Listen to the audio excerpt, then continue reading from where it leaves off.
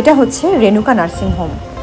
এখানে কিন্তু মোহরের জন্ম হয়, আর ওর জন্মের একদিন পর ওকে নার্সিং হোম থেকে বাড়িতে নিয়ে যাওয়া অবধি আমাদের যে জার্নি, আজকে আমি তোমাদের সাথে সেটাই শেয়ার করব।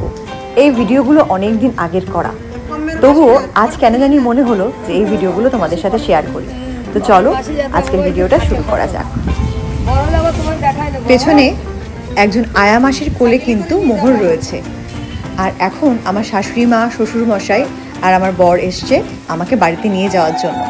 তো বাড়িতে আসার পর আমাদের গ্রামে কিন্তু বিভিন্ন ধরনের রিচুয়ালস হয় প্রথম বেবি হলে।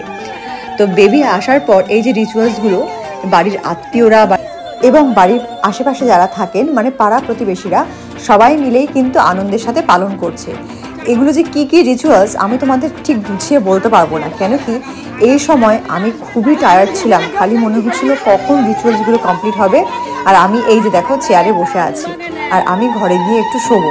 তো এগুলো তেমন অতটা মন দিয়ে দেখিনি। আর এমনি তো আমার সিজার হয়েছিল, তো অপারেশনের তো একটা ব্যথা থাকেই। আর চলো, মোহরকে যেখানে রাখা হয়েছিল সেই জায়গাটা এবং পুরো বাড়িটাই কিন্তু পুরো ফুল দিয়ে সাজানো হয়েছিল। তো আজকে তো আমি এইটুকুনি শেয়ার করছি, কালকের ব্লগে কিন্তু তোমরা পুরো ফুলের ডেকোরেশনটা দেখতে পাবে।